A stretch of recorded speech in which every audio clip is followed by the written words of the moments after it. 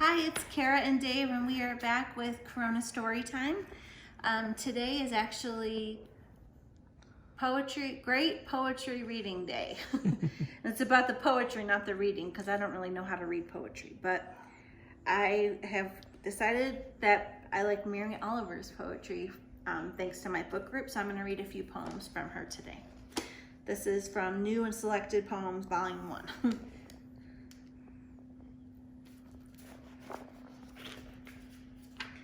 This one's called Wild Geese.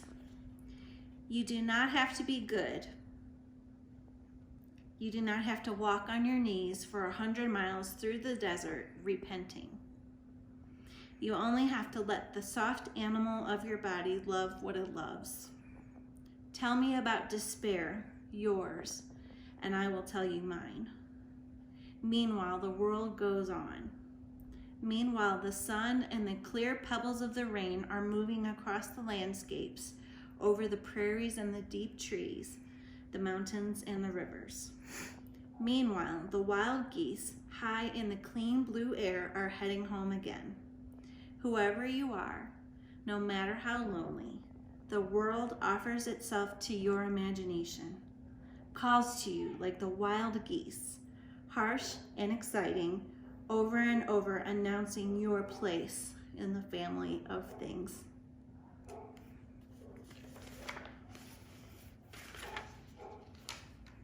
This one's called Morning Poem. Every morning, the world is created. Under the orange sticks of the sun, the heaped ashes of the night turn into leaves again and fasten themselves to the high branches, and the ponds appear like black cloth on which are painted islands of summer lilies. If it is your nature to be happy, you will swim along the soft trails for hours, your imagination alighting everywhere.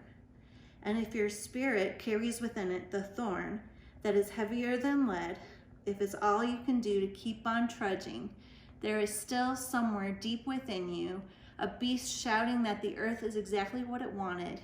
Each pond with its blazing lilies is a prayer heard and answered lavishly every morning, whether or not you have ever dared to be happy, whether or not you have ever dared to pray.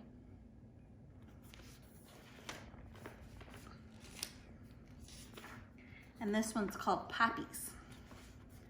The poppies send up their orange flares, swaying in the wind. Their congregations are a levitation of bright dust, of thin and lacy leaves. There isn't a place in this world that doesn't sooner or later drown in the indigos of darkness.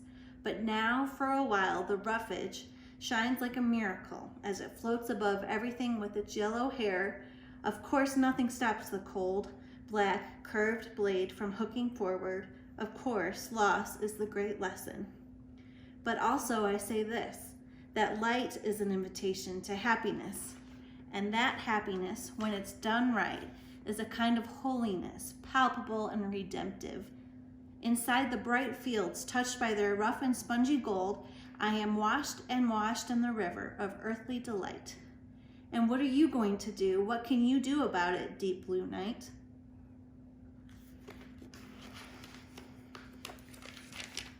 And this one is called The Summer Day, and I think this one is pretty famous. Who made the world? Who made the swan and the black bear? Who made the grasshopper?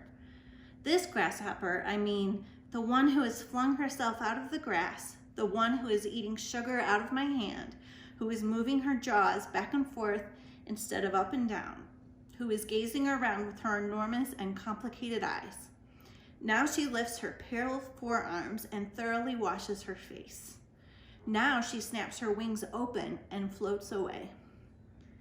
I don't know exactly what a prayer is. I do know how to pay attention, how to fall down into the grass, how to kneel down in the grass, how to be idle and blessed, how to stroll through the fields, which is what I have been doing all day. Tell me, what else should I have done? Doesn't everything die at last, and too soon? Tell me, what is it you plan to do with your one wild and precious life. Take care.